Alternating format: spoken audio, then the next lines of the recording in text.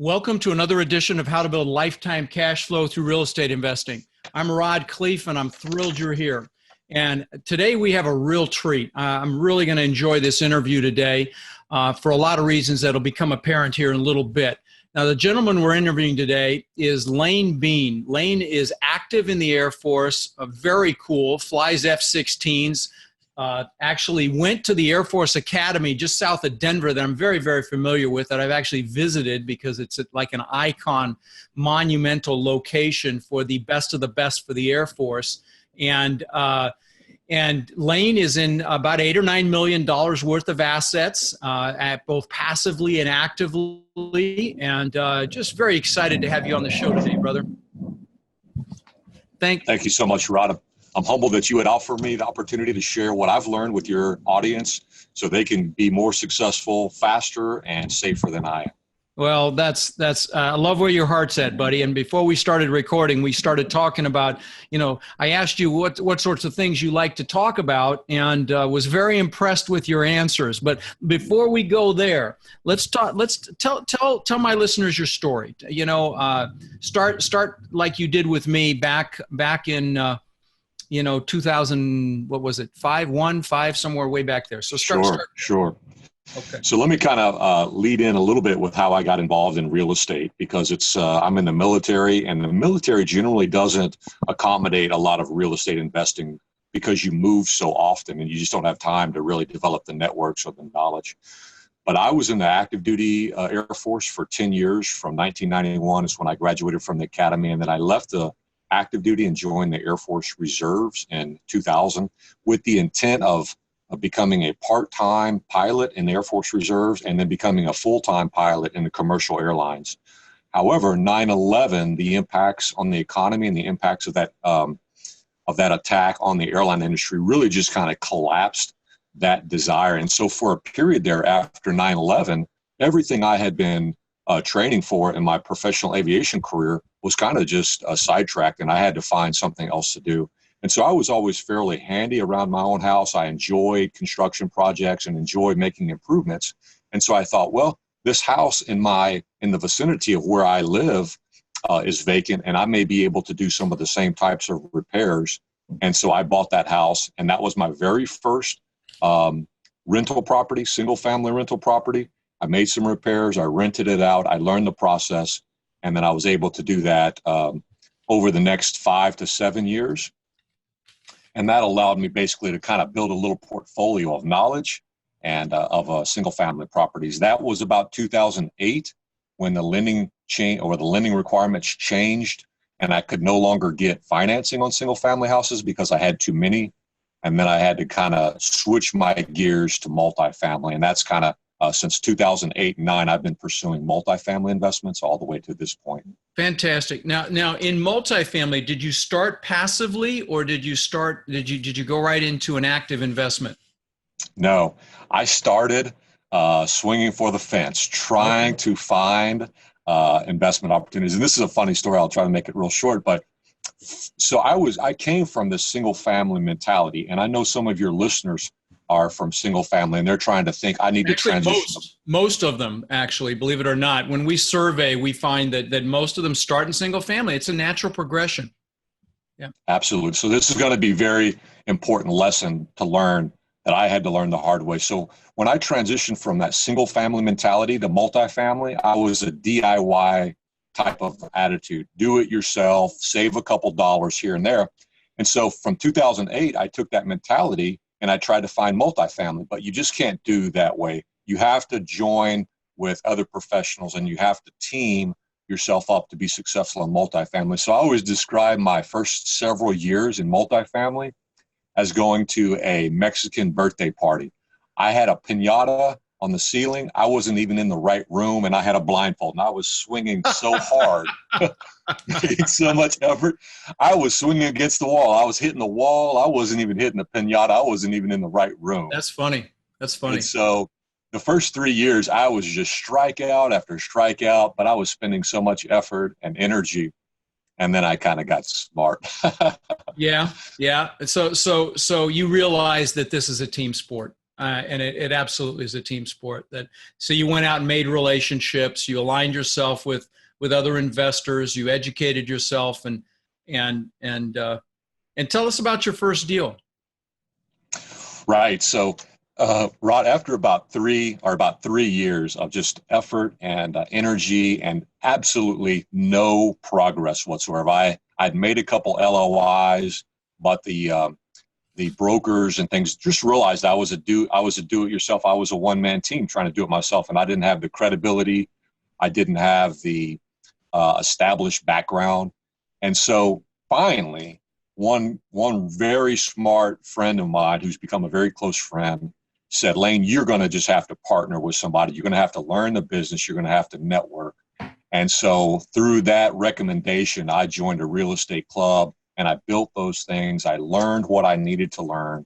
And eventually I was able to, after making several contract offers, I was able to secure my first property. That was in 2015. So I went from 2009 until about 2015. This was a deal I sponsored, my very first sponsorship. No kidding. So 6 years of beating your head against the wall. That's right. Well, good for you, though. I mean, that's listen, through sheer will and determination, you made it happen. And I hate to use you as a poster child for the painful way to do it, but it really is. I mean, the bottom line is this business is really all about education, and then it's all about building teams and aligning yourself and building lifelong relationships. I tell people, when you get into this business, you have to put on your long game hat, and you're out there making relationships for your lifetime, because, Lane, you're going to do this the rest of your life. And anybody that gets into this space does it the rest of their life. So you're looking for people that you enjoy working with, that you connect with, that you're going to grow with. And really, that's how you do this. So tell us about that first deal. Let's get a little micro as to, how many units, how you found it, how you financed it, the whole drill. Absolutely. So this was a property that I had been looking. I was really, really close on a couple of deals prior to this with offers. And so I was really kind of building some momentum. And this opportunity came up. It's a 22-unit property that was 1965 construction. And it was right over in a very dynamic part of Fort Worth, Texas, that had been really changing and was on the cusp of a huge tidal wave of improvement. And this was right around 2015, in the fall of 2015. And a lot of people gave me a recommendation to say, well, you don't really want to look at these smaller properties because the efficiency and the economies of scale don't really measure up as good as a larger property, which is obviously true. Mm-hmm. But this property, I saw something that was really good, and that was really the submarket that was so strong. And then this was a very unique very unique architectural style. It was right in a museum district, so it had a lot of art. And some character. A lot of character, really unique. But it was a disaster, basically. And so we went in and we developed a plan for it. And this is another tip I would give for up-and-coming investors, especially ones that are trying to target some value add and add value to the property, is you have to train your mind to see what your eyes don't. And oftentimes when you drive up to a property, your eyes are going to tell you, drive away, this is a horrible, conditioned property. But where there's a problem, oftentimes there's an opportunity. And that's kind of what I saw, especially because of the location. Yeah, let me tell you something. Guys, you want to be a success in this business, focus on being a problem solver. The most successful real estate investors on the planet solve problems. Okay, please continue. Absolutely. And so this property was outdated. It had not been updated in at least 15 years. The core systems, the roof was bad. The foundation had problems, the plumbing, the electrical, you name it, it had a problem with it. But we were able to discount all of those factors and buy it at a pretty good price. We bought it just over $1 million, and then we put $500,000 of repair into it. So we had the property at about $1.5 million. And here's the story that I really like to tell, is right next, our property was being leased. It's 22 units, a combination of 1 and 2 bedrooms, and they were being leased for $500 to about $600 per unit. Right next door, literally, I could have hopscotched over to the next door property. That property, which was a small vintage property, but had been improved, was leasing for $1,000 to $1,200. And Wow. so I knew that we could beat that property because ours was more unique than theirs was. It had more amenities and it just had a lot more fundamentally and structurally capability than the property next door. And they were 2 times rent. So I knew we had an opportunity if we could put the product in place. And so we went in. You're in about 68,000 a door all in is what it looks like. And those kind of rents for that, per door price are, that's fantastic. That's almost 2% of what you paid, which is, it doesn't get any better than that. So yeah, that sounded like a home run. All right. Fantastic. Now, and how long was your transition? How long did it take you to whip it into shape? So we started doing construction and we pretty much went from front door to back door, and we really put a good high quality product in place. Mm-hmm. And it took us about 7 months of construction from the time we started until the time we finished. And then about a month or 6 weeks after that to get it leased up. And then it was just a fantastic success. The tenants loved it. It really restored the neighborhood. I mean, it was exactly what we envisioned from that property. Did you syndicate it, or did you partner on it, or how did you structure it financially? It was a syndication through the real estate investment group that I had joined with at that time. I see. Yeah. Okay. All right. Fantastic. And let me add a follow-up on that, Rod. Also, it was really successful. So our business and our mission statement for Pilot Properties, which is the company that hosts that, is rebuild apartments, restore community, and reward investors. And so that's kind of the framework and the funnel that I try to put all my decisions through. And our core values that we use are think big. I try to think big, and I try not to limit myself with limiting beliefs. I try to love people through housing, and then I try to execute the second mile effort. And that's what I teach our team, and that's what I really try to develop that culture with. We put those essence in place and those elements in place very successfully. And we refinanced that property in 2017. And we had almost a 100% equity withdrawal return to our investors. And then we still have a positive cash flow from that.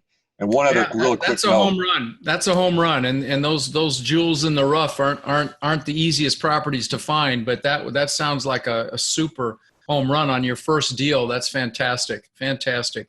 And the fact that you're able to locate that in 2015 is impressive as well, because things, were obviously coming back at that point. So this is one that a lot of other investors probably looked over and got turned away because it was rough and they didn't want to take it on. And you saw what they didn't see, which is awesome. Yeah. So let's shift gears, because, you obviously picked some buzzwords for me just a moment ago. You talked about limiting beliefs. You talked about core values. You talked about mindset. And so, but actually, before we go there, I want to ask something else. You say your team. Talk about your team. What have you put together? Rod, what you just mentioned there was probably the most important lesson that I would want to share with new investors is you have to work with professionals. Mm-hmm. You have to find the highest quality people and then associate yourself with them. There's a common phrase that says you're going to become the average of the 5 people that you associate with, or the 5 books that you read. Or if you hang around 4 millionaires, you're bound to be the 5th.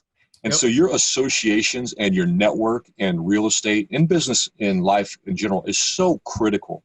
And so when you want to be a successful investor, the number one thing you can do is build a network of professionals and pay them well, reward them frequently, and make sure you value them more than any other property. Because to get to your financial goals, you're probably going to have to transact on 2 or 3 different properties and buy and sell, or whatever your philosophy or strategy is.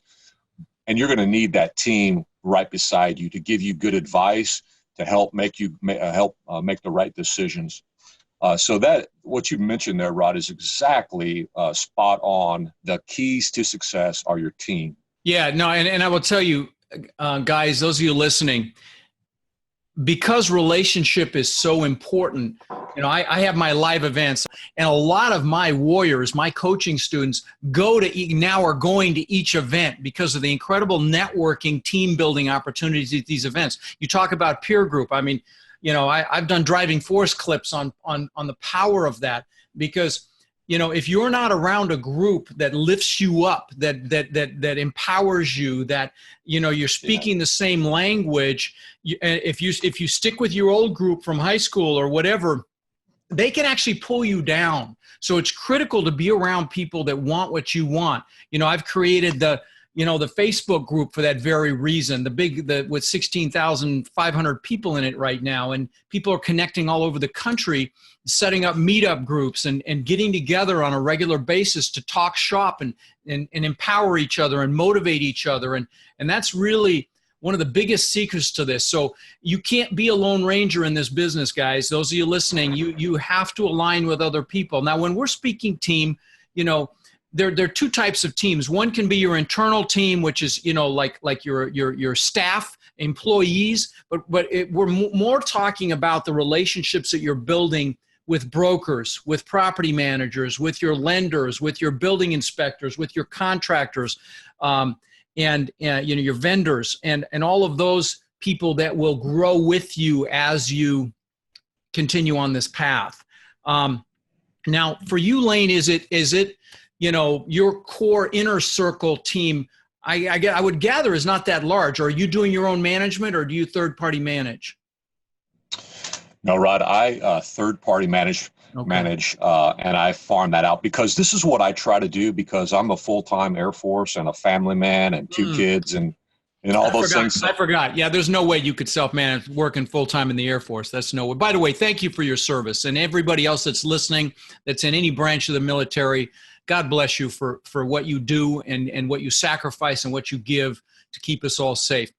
But so you third party manage. So you have third party partners that manage with you, and that's how you look at those relationships, correct? That's exactly right. Yeah. And so that's the fundamental key to success, is networking and associating with high quality people that are moving forward. And so I use third-party management to help me do that. And I will tell you, guys, those of you listening, and I say this regularly, but let me just bring it home again. And that is, while you're in acquisition mode, you should absolutely be using third-party managers. Now, if you get to a point where you've got enough of an infrastructure and you're in a local environment, you're in, say, one MSA, all your properties are there, and you get to a point where you've got enough that you could actually hire someone to manage your managers, then that's a different story. Then at that point, you may want to bring it in-house. But I will tell you, you absolutely shouldn't be dealing with toilets when you're in acquisition mode and growing, okay? You need to be focused on finding deals, identifying those diamonds in the rough like Lane found here. And so I know you've also, well, back to team for just a minute. Do you have any, is it just you really, or do you have an admin, or do you have any people as employees yet? And you may not, No, I don't, right? But let me often say the same thing that you mentioned there, is I try to be a very narrow brilliance. Even though I know about property management because I was a single family manager, self-manager, and I know about repairs because I did that all myself, and I know about tenant relationships and all that, that's not my specialty. That's not what I enjoy. I enjoy putting the team together, and then I hire the very best professionals, and then I give them clear guidance, and then I let them do their work. Mm-hmm. And my narrow brilliance, and I just try to stay in that 1 inch wide, 1 mile deep specialty. And that's finding and evaluating good properties, and then putting a team of knowledgeable professionals in place to execute my plan. That's all I try to do. Yeah, I know about I know about leases, and I know about evictions, But there's a professional that's their narrow brilliance. And I just turned that over to property management. It's a great way to define it. You know, it's funny. I literally am doing a driving force clip as we speak about strengths, the power of playing to your strengths. And you call it narrow brilliance. I call it strength. Same thing. Bottom line is, you know, it's human nature sometimes to think that we need to grow our weaknesses and build our weaknesses, when in fact the best thing you can do to get further faster is to focus on your strengths, build those, and align with people that shore up the other things, just like you described. So we're definitely on the same page. Fantastic. So so play to your strengths, guys. Don't you know, I'm not saying you know, when you get started, you're going to wear a lot of hats and you're going to have to pretty much do everything, but to grow and to scale and to really push forward, the most effective and the most productive way is to align with people that shore up where you're weak, or just where you're not as brilliant, like you described, Lane. So let's talk about mindset. Let's talk about that. I obviously, you have led teams in the Air Force, probably lead one now, and you know, because you're definitely very, very motivated and motivating. So talk about how you feel about mindset and as it relates to this or any business. Rod, this is the number one limitation for success, regardless of if you have 10,000 units or you have 0 units. It's your mindset and the way you approach these challenges that are in front of each of us. Every day I get up and I have to solve challenges. You have to get up and solve challenges. And when we let those beat us, or when we let those get us discouraged, you know, you're just not going to fail. And right. In the military, you know, we're always talking about the mission and success and talking about those things. Well, you have to know when you're on the battlefield, you're going to get hit. That's part of life. When you're in business, you're going to take hits, and you just cannot calculate everything, and you have to stand up and you have to get up and move forward and realize that tomorrow I'm going to get hit with enemy aircraft, you know, in our game, or in the apartment game, there's going to be an eviction that you didn't plan for. There's going to be a maintenance situation, and it's get hit, learn from it, stand up and move forward. And so that mindset is the obstacle, and failures are just part of success. In fact, they're the rungs on the ladder that help you get to success. Yep. And without those rungs, you would never climb. What's a ladder good for if it doesn't have rungs? The rungs are these failures. And the way you minimize that is you surround yourself with professionals and problem solvers that know how to solve these problems. For example, eviction. I know how to solve an eviction, but my property manager is an expert. And so when they don't pay or there's a problem with the tenants, that's a rung that we move forward on, and we move forward quickly, and I get the advice of professional counsel. And that's how I minimize the damage. Absolutely. No, I love it. Love it. And you know, I love your analogy to failing your way to success, because that really is what it is. And, you know, as you know, I call them seminars because they all are. As long as you're learning and growing, you know, it's a positive move. I've built 24 businesses in my life besides real estate. Several have been worth tens of millions of dollars, and many of them have been spectacular rungs on that ladder, spectacular seminars, failures, whatever you want to call them. But they've been learning experiences. I wouldn't be where I'm at today, and neither would you without those experiences. And you know, I love the fact that you bring in professionals when things like that happen, you know, and you're going to have things happen. You're going to have fires, you know, my friend Maureen Miles with a couple thousand units, you know, just had a fire, and that happens. And so, you know, if you bring in people that are experts in dealing with that particular scenario, like you just described, then you're going to react and respond in the best possible way to minimize any collateral damage. So, you know, love it. So you like talking about strategy as well. Why don't you expand on that topic a little bit for us, Lane?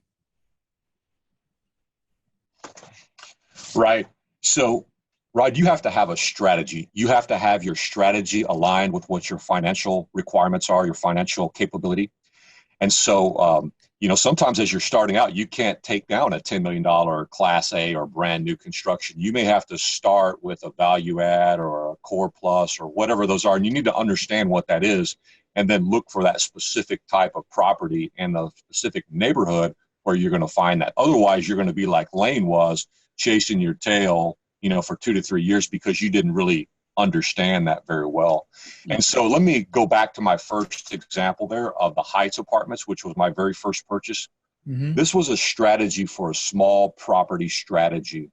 And so I knew that because my goal or my objective was to efficiently place capital in a cash producing asset that increased in value. And that was exactly what this was.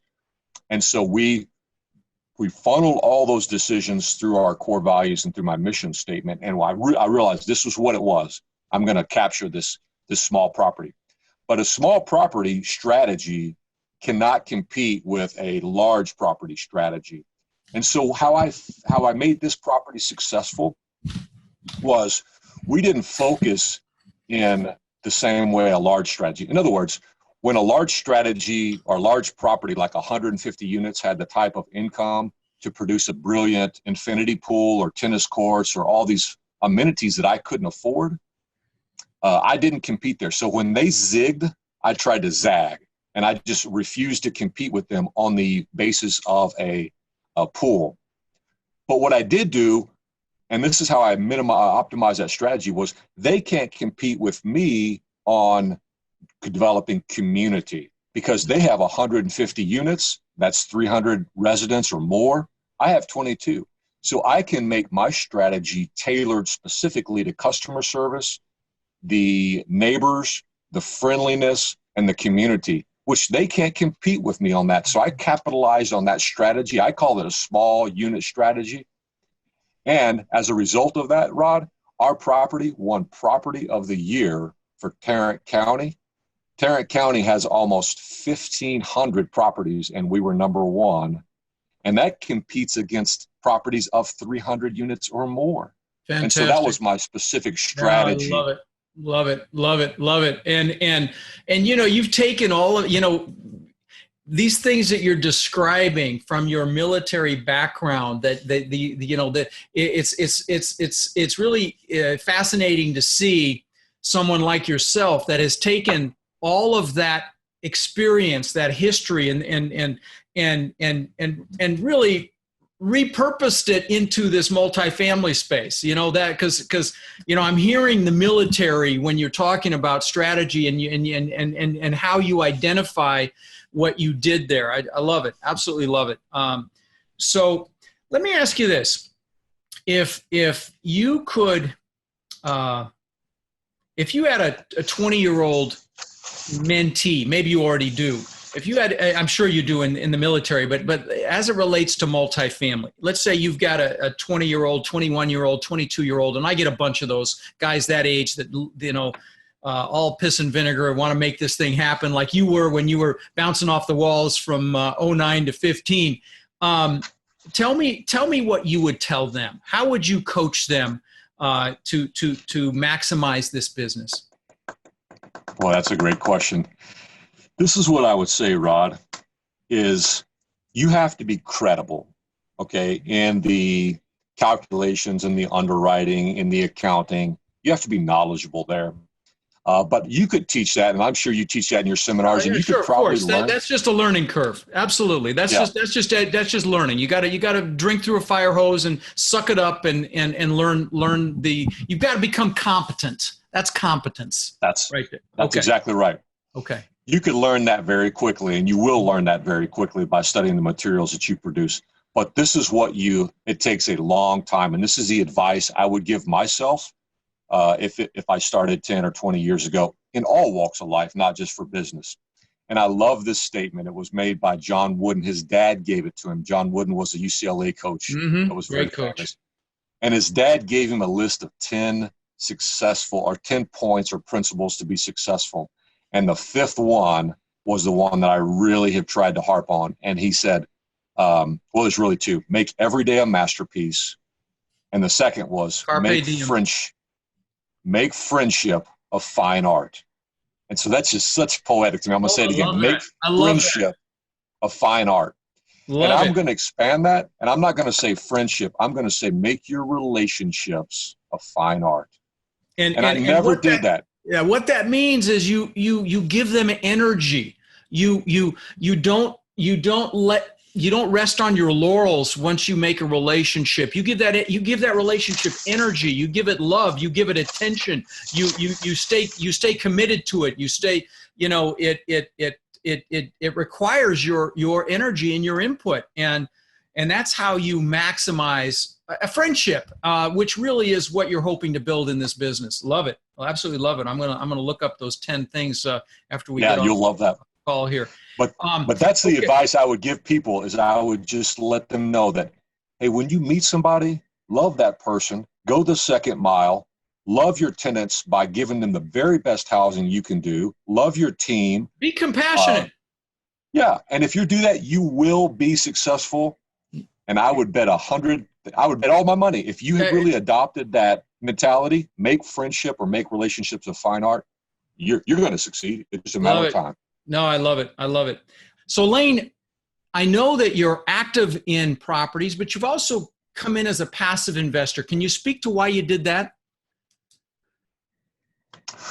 Well, sure, Rod. So the very first investment I did, I was a passive investor, and I did not sponsor that particular. Oh, okay. I thought the first one you did was the other one. Okay, fair enough. So you came in passively, which actually gave you the experience piece that the lender was going to look for in an active investment, right? You were able to put that passive investment on your resume.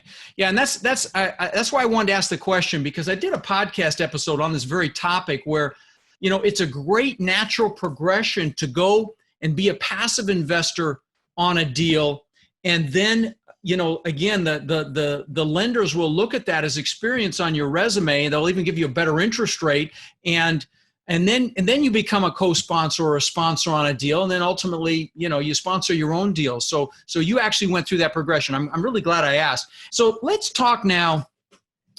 Besides strategy and mindset, where do you get your drive, Lane? I mean, you are 100% passion. I mean, you are the definition of the word passion. Where does that come from? Tell me what drives you. Right.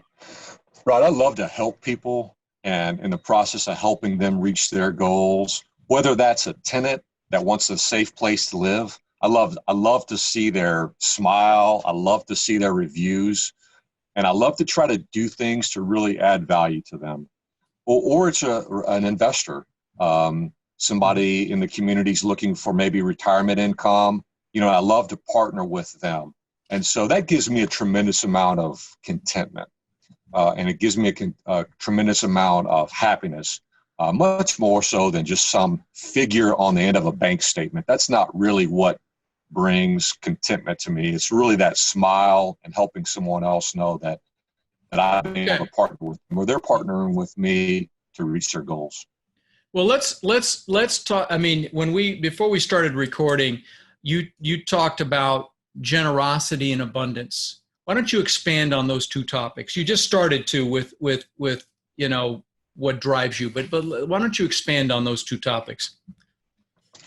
Well, I believe that that's the key to contentment and joy and happiness, which is really kind of what we're all pursuing. We all want to lead a joyful life, much more so than a rich life, because riches is not defined by finances.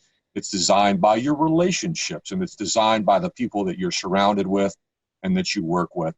And so to really get to that successful point, I really think that you have to adopt that generosity mindset and abundance mindset. There's enough for all of us out there. I don't have to cut you off. I don't have to run a real tight and cheat you out of a bargain, because there's enough room for you and there's enough room for me. And I'm not trying to win on one property. I'm trying to win over the long term. And I honestly believe that the more you give, the more will be given to you. A good measure, pressed down, shaken together, and overflowing. Because with the measurement that you use, it will be measured against you. And so that's the philosophy. That's not real natural to me. I had to really change and work on that a lot to develop that. And sometimes I revert back a little bit more to self-interest, but I'm always very aware of my spirit of generosity and spirit of giving.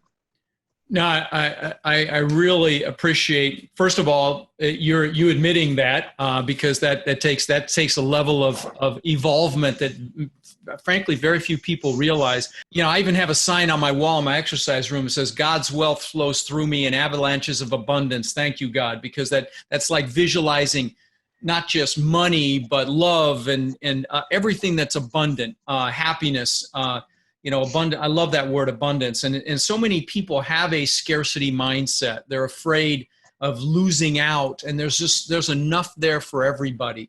And as as I've said before, I've interviewed people that are hugely successful, that, by society standards, they have financial success, but they're very unhappy because they're unfulfilled, because they're totally focused on themselves. And how do I recognize this? Because that was me. That was me in 2000. I built this $8 million testament to my ego, this 10,000 square foot house. And, there's a goal I worked for my whole life, and I'm floating in the pool one night about a month after I built it, and I was seriously depressed. And I'm like, what's going on?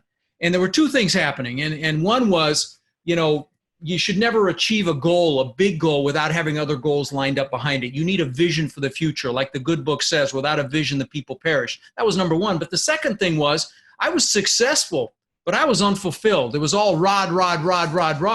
And that's the year that, that I decided, I actually went and saw Tony Robbins, found out he feeds people. And my brother and I fed 5 families that year. And I'm blessed to say, Lane, since then, now in the last 18 years, we've fed 60,000 children for the holidays. We've done, tens of thousands of backpacks filled with school supplies. In fact, we're doing it here in Sarasota with school supplies. We've done thousands and thousands of teddy bears to local police departments, which is, for the officers to keep in their cars when they encounter a child and we had something kind of cool happen just a couple months ago. There was a news story where they found this child wandering. They didn't know who its parents were. A few hours later, they found the parents. The child was fine, but the picture in the news had one of our bears, which was really, validating for that initiative. But that's what life's about. It's about giving back. Like you talked about, giving back. And that's what I live my life to do. This is why I love what I'm doing here. The podcast, I go live on Facebook. I try to add value because I've learned that when you live that way and you add value and you give back, it comes to you in every fashion, every piece of that, whether it's love, happiness, financial, it always comes back to you tenfold. And so, maybe it's me being selfish just in a generous way, because I know I'm going to get it back. I'm kidding. Well, listen, brother, it has been a blast. I'm really enjoyed this interview because I feel like we're kindred spirits as it relates to passion, as it relates to giving back, as it relates to mindset, and pushing through limiting beliefs. And, a lot of people listen to this show and they're comfortable. And I'm here to tell you, the life you want is on the other side of that comfort. The life, that embrace that passion. But thanks for being on the show, my friend. You've added a ton of value, and I've really enjoyed it. I really appreciate it. And so grateful for the opportunity to network with you and connect with your audience and add value to them as well. And you did. Thanks, buddy. We'll talk again soon. Thank you for listening to the Lifetime Cash Flow Through Real Estate Investing podcast. If you've enjoyed the show, please take a minute to visit iTunes and leave your comments. For more resources or to connect with us further, please visit our website at rodkhleif.com. Tune in next week for our next show.